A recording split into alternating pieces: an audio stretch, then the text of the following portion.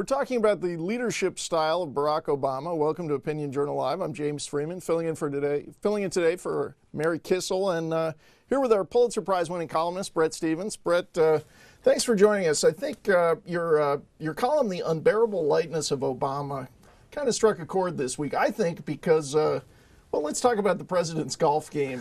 He plays a lot. It's been kind of maybe a joke to this point, or for people like me, it's sort of good news to see him doing something other than creating new than programs. Governing, right? Exactly. But that's the problem. Yeah, but I think you've raised the point. When you look at everything else kind of going on in the world right now and in his administration, it does raise a question about what is he doing all day? Well, right. I mean, let's acknowledge from the get-go, golf is a kind of metaphor.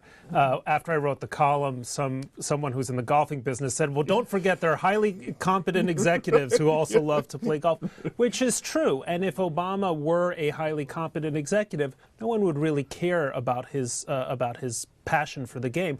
What matters is a leadership style of sort of indifference, inattention to detail, no sense that government is this thing that has to be managed. It's a huge enterprise that requires not just sort of offering general ideological nostrums, but, you know, day-to-day management, especially of programs that are as high profile and affect as many people as the Affordable Care Act does. Okay, so when we're talking about not having a handle on his signature program, not realizing that the big rollout was going to fail, or on the foreign policy and not really understanding what we're doing in the intelligence arena, you tend to think this is a disconnection as opposed to him throwing subordinates in front of the bus for his own mistakes. He reminds me of someone who doesn't really know a lot about cars, but, you know, sort of barely knows how to drive and gets in the wheel and along you go, and then something goes wrong and you go, oh, you know, what's the AAA number, right? Because I have no idea how to change a tire or deal with the oil. You know, this is sort of the president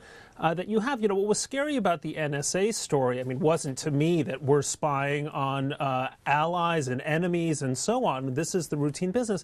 It was what the Wall Street Journal reported on its front page, which is that President Obama was aware that we had intelligence collection work on 35 foreign leaders, including, it seems, the Chancellor of Germany. So it's this sort of sense that this is a guy who just doesn't know what's going on under the hood of his own government, and it's haunting him and it's haunting us. Okay, let's stay on the intelligence topic for a moment. And you were saying last week people need to realize, if they are not experts on intelligence, that even among friends, there's a lot of monitoring that goes on in the world.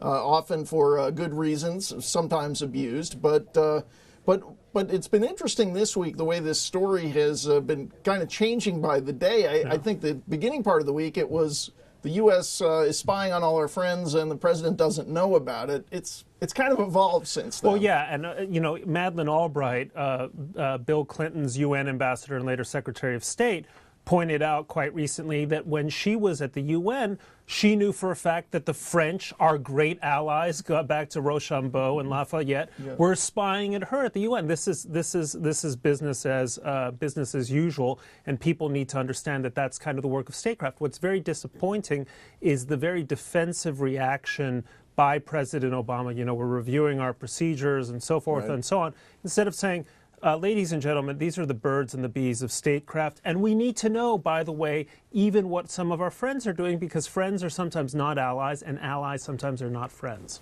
Would have been a good moment for a leadership style. Right. To sort of. So anyway, thanks, Bret. It's a handicap. Yes.